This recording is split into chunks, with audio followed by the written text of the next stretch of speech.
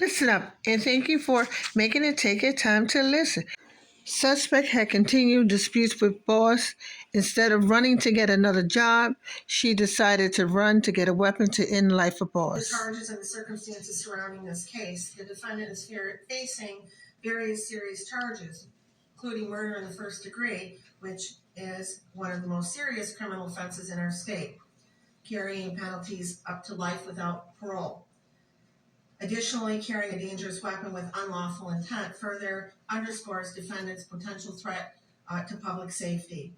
Defendant has a prior criminal record out of Virginia for malicious wounding. It was actually felony malicious wounding that was reduced to unlawful bodily injury concerning a stabbing, and that is what gives rise to the habitual second.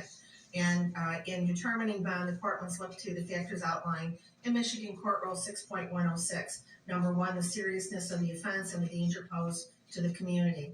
The charges here involved a violent crime with a weapon, indicating a substantial risk to the public. The court finds there is a significant threat to public safety, and therefore the bond must reflect that risk.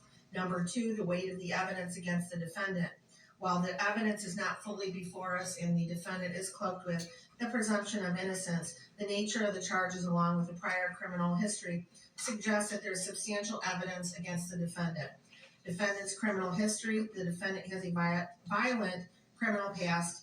The history supports the court's concern that the defendant may engage in further violent conduct if she is released. The defendant's ties to the community: while the defendant is relatively young at 26 years of age, there's no indication that she has any significant stabilizing ties to the community that would ensure her return for court appearances. Without these ties, the court is concerned about the likelihood of flight. Number five, defendant's risk of fleeing or failing to appear. Due to the severity of the charges and the habitual offender status, it makes the defendant a high risk for flight.